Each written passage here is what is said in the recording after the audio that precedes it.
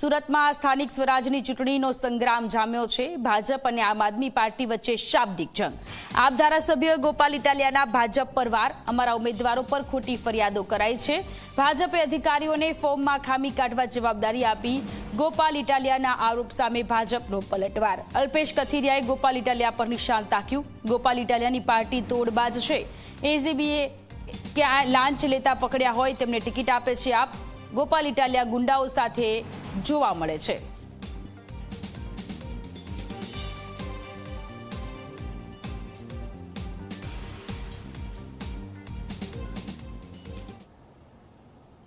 જે મજબૂત મક્કમ મનોબળના માણસોએ અમારી આમ આદમી પાર્ટીમાંથી ઉમેદવારી કરી એને ગઈકાલ બપોર પછીથી જ ભાજપ અને પોલીસ બે સક્રિય થઈ ગયા।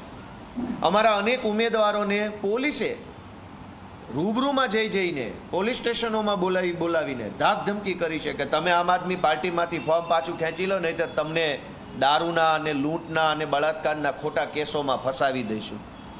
આ કેવી વાત થઈ? અને એમાંય પોલીસ આ ધંધા કરશે ગુજરાતમાં? જે પ્રકારની વાતો થઈ રહી છે, લુખા તોડબાજને જે શબ્દ પ્રયોગ થઈ રહ્યા છે, તો પોતે જ્યાં ફરી રહ્યા છે પોતાની આજુબાજુના લોકો છે એના ઉપર એસીબી થઈ છે, રેકોર્ડિંગો છે, તોડબાજો છે। તો આવા વ્યક્તિઓને તમે ટિકિટો આપો છો ને પછી બીજી પાર્ટીઓ પર આદેશ પોતાની ખોટી વાતો કરો છો, એટલે પાયાવિહોણી વાતો થવી ના જોઈએ। રાજનીતિના મંચ પર સકારાત્મક અને વિચારધારાને આધીન વાતો થાય એ રાજનીતિનું સ્તર ગુજરાતમાં રહ્યું છે।